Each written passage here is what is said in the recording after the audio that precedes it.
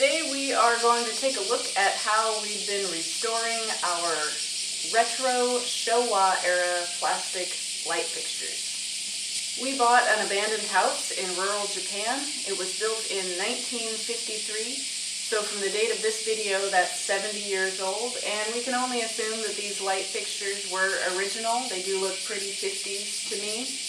And two of these were so yellow golden, they were almost solid opaque. I wasn't actually sure before I started cleaning them if they were originally clear or if they were that like goldenrod that was really popular in the US in the 70s, but they have turned out to be clear. So I'm really excited about this process. It did a lot better job than even I thought it would. There are a lot of videos on the subject of turning old yellowed plastic back to its former glory. So I wasn't really sure about making this video because the information is already out there. But when I went to get the products recommended in the videos that I was watching, I had a hard time finding some of them. So this video is actually a little bit different than any of the others that I watched out there on YouTube. And the best part about this process is that it's really easy. You'll see as I'm putting on the cleaning products, I'm not even scrubbing them. I'm just putting them on with a light brush and actually just letting the sunshine do the work for me. So the YouTube videos that I watched using hydrogen peroxide to turn plastic from yellow to clear all involved dunking them in, therefore having enough hydrogen peroxide to cover the plastic completely and submerge it in the liquid before setting it out in the sun. And there was no way that we were going to be able to get that much hydrogen peroxide. So I thought to myself, well, I'll just use some baking soda to make a paste and see if that works. And I tested it on just one fixture, and I'm really happy that that worked. So by combining the hydrogen peroxide with a little bit of baking soda to make a paste, and then using a really soft bristle brush to just coat the plastic with the hydrogen peroxide paste, and then wrapping it in saran wrap and setting it out in the sun, it worked really well, as you'll see. So again, the only products used in this video are hydrogen peroxide, baking soda just to make the paste. The baking soda has nothing to do with the whitening process, and saran wrap, which keeps it moist while it's out in the hot sun.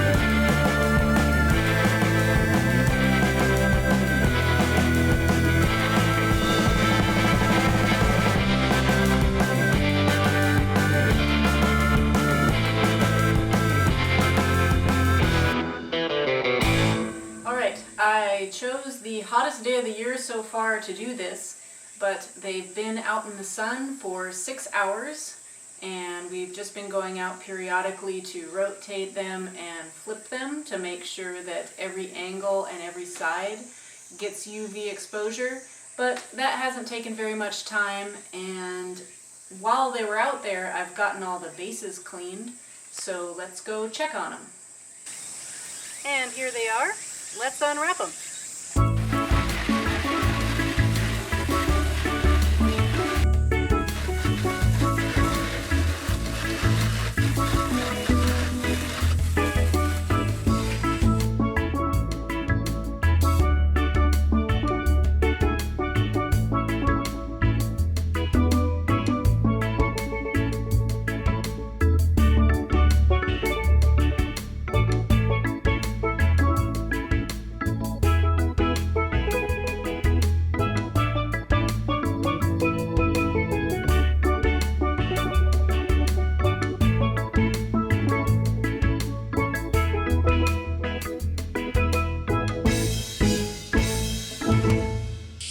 So I do just want to take a moment and talk about these light fixtures themselves because they are kind of cool. And as we're filming this, I am still in the middle of cleaning them. There's a few more things I want to do before we put these back into our rooms. Notably, the string here is very yellowed and sticky, so we're going to go out and try and find some replacement pull strings today. But yesterday, while the plastic light covers were out in the sunshine, I took the time to clean off a minimum of 10 years of just really sticky dust, and I can only imagine how many more years before the house was abandoned that these were collecting dust as well. So many of these were so yellow they were orange, and I'm really pleased with not only how clean they've gotten so far, but I love the design. So these they're suspended by a small hook or a nail or something to secure them to the ceiling, and then you can swap out your light fixtures just with a plug because at least our house, I don't know if all houses in this era were built this way, but they have electrical outlets in the middle of each room's ceiling. So that's pretty cool. Now obviously fluorescent bulbs are not our top choice for lighting in our house, but our approach to remodeling, especially this house being historic as it is to use as much of what we found in the house as possible, which also allows us to create as little waste as possible. So yes, we are refurbishing these fluorescent lights, even though we're not a huge fan of fluorescent lights. Another perk is that the mom and pop shops on the small island that we live on carry these fluorescent lights on their shelves, and these apparently last forever because we have not yet had to replace one, and the house was empty for 10 years. So just sitting there, they were fine, and I imagine that a lot of the fluorescent bulbs on the store shelves have also been sitting there a very long time, as they have a lot of dust on them as well. But it's nice to know that on this small island we do have local places that we can buy bulb replacements. Now this one in particular, I haven't gotten all of the orange off, but this was just a solid orange. This is in a room that the former owner of the house seemed to prefer to smoke cigarettes. So the walls were very yellow, and these fixtures were so golden, including this plastic here. And even though there is just a little bit of that orange left, I am pretty pleased with how white it was underneath. I'll do a little bit more cleaning to this before we hang it up on the ceiling. I just wanted to point out that this one does have a slightly different plug. This one does not have the two-prong plug. This one is one of those cool plug it in and twist plugs.